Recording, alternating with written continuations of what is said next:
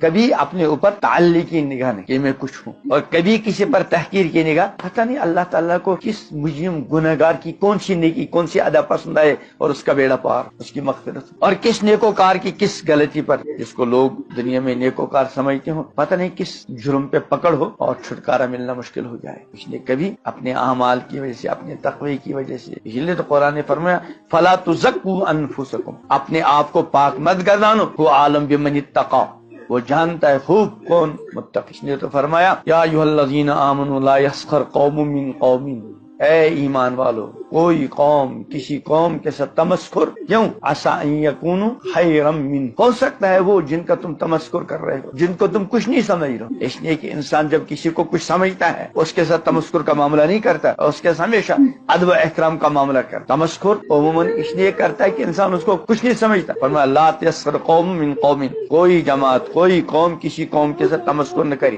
کیوں، عسى ان یکونوا خیرا منہ، ہو سکتا ہے وہ جن کے ساتھ تمسخر کیا جا رہا ہے ان تمسخر کرنے والوں سے کیا ہوں، بلا نساء من نساء، اسی طرح عورتوں کو بھی ہے، کوئی عورتوں کی جماعت، کوئی عورت دوسری کو کیا نہ سمجھے، حقیر نہ سمجھے، ان کے ساتھ تمسخر نہ کرے. عسى ان یکن خیرا منہم، ہو سکتا ہے وہ جن کے ساتھ تمسخر کیا جا رہا ہے عورتیں، وہ ان تمسخر کرنے والوں سے کیا ہوں، بہتر ہوں. اس لیے حکیم الامت تھانوی رحمۃ اللہ علیہ کا وہ ملفوظ مشہور ہے کہ میں ہر ایمان والے کو حالاً اور ہر ایک غیر ایمان والے کو احتمالاً اپنے سے بہتر سمجھ. کیا مطلب، ہر ایمان والا چاہے کتنا ہو، شرابی کبابی ہی کیوں نہ ہو، کیسا ہی ہو، تو میں اپنے دل میں یہ سمجھتا ہوں ہو سکتا ہے اس کے اندر اس وقت بھی کوئی ایسی خوبی موجود ہو کہ اللہ کی بارگاہ میں یہ مقبول ہو، اور میرے اندر کوئی ایسی خرابی ہو کہ اللہ کی میری کوئی قدر و قیمت. اور ہر غیر ایمان والے کو احتمالاً کا مطلب یہ ہے کہ ہر غیر ایمان والے کے بارے میں یہ احتمال ہو سکتا اللہ اس کو کبھی ایمان دے. حدیث میں دو بھائیوں کا تذکرہ آتا ہے، ایک بھائی بہت نیکوکار، بہت متقی پرہیزگار عابد زاہد، اور دوسرا جو ہے گنہگار مجرم. وہ نیکوکار بھائی اپنے اس گنہگار بھائی کو بار بار سمجھاتا، گناہوں کی نفرت دلاتا. جب تنگ آ گئے ایک دن اس نے آ گیا غصہ اور جذبات میں آ کر قسم کھائی، اللہ کی قسم کہ اللہ تجھے معاف نہیں کرے گا. وقت کے پیغمبر پر وحی آئی، یہ کون ہوتا ہے قسم کھانے والا، میں نے اس کے سارے گناہ معاف کر دیے اور اس کی ساری نیکیوں کو ختم کر دیا.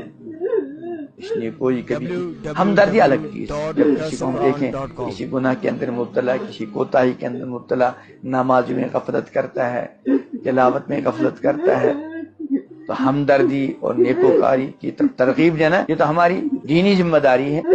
محبت کے ساتھ، ادب کے ساتھ، احترام کے ساتھ موقع محض دیکھ کر سمجھانا وہ ذمہ داری. سمجھانا الگ چیز ہے اور کسی کو حقیر سمجھنا الگ ہے. پتہ نہیں آخرت میں اصل معاملہ جو آخرت میں کھلے گا. اصل معاملہ حدیث میں آتا ہے رب اشعث اغبر، بہت سارے غبار آلود پراگندہ بار، یہ بالکل بے حیثیت، مدفوع بالباب، یعنی اتنے بے حیثیت اگر کسی کے دروازے پہ جائیں تو دھکے دے کر نکالا جائے. ایک آدمی ذرا ٹھاٹ باٹ کے ساتھ کسی کے گھر میں جائے تو اگر وہ آنا بھی نہیں چاہے تشریف لائیے تشریف لائیے، اور کوئی بیچارہ بالکل گمنام پھٹے پرانے کپڑوں میں وہ آنا بھی چاہے تو اس کو بازارت کیا ہے، بھائی نہیں اس وقت نہیں جاؤ یہاں، مدفوع بالباب. اور سفارش کرے تو اس کی سفارش کوئی نہ سنے. کوئی بڑا آدمی دینی اعتبار سے دنیا اعتبار سے کسی کی سفارش کرے تو اس کا ایک اثر لیا جاتا ہے، لیکن بالکل گمنام پھٹے پرانے کپڑوں میں وہ کسی کی سفارش کرے اس کو کوئی سنتا بھی نہیں. یعنی مطلب یہ ہے کہ دنیوی اعتبار سے اس کی کوئی حیثیت ہی نہیں. یہ بھی آیا ہے اگر وہ کبھی غائب ہو، ہفتہ غائب رہا، محلے میں نہیں کہیں گیا تھا، کوئی پوچھے گا بھی نہیں کہ وہ فلاں تھا کہاں ہے. یہ بھی ایسا ہوتا ہے کوئی آدمی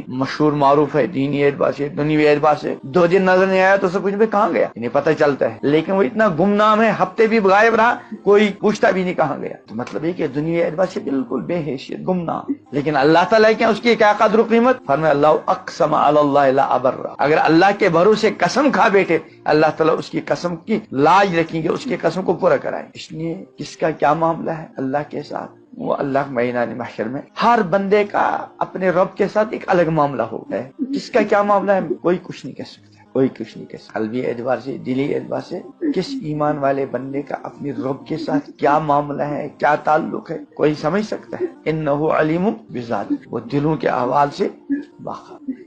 اس لیے ہر ایک کو اپنے سے اچھا سمجھنے کا اہتمام رکھے، اور جب دوسرے کو اپنے سے اچھا سمجھے گا تو اس کے سلام کا انتظار کرے گا، سلام میں پہل کرے گا. اگر کوئی بزرگ ہو، کوئی نیک آدمی ہو، ہم اس کو نیک سمجھتے ہیں تو ہم کوشش کرتے ہیں ہم ہی اس کو سلام کریں. انتظار نہیں. اگر کبھی اچانک اس نے سلام کیا تو اندر سے کیا ہوتی ہے؟ شرمندگی، یار میں نے مجھے پہل کرنا چاہیے. تو ہر ایمان والے کے ساتھ یہ، اس لیے ہر کوئی سلام کے اندر کیا کرے؟ پہل کرنے کی کوشش کرے.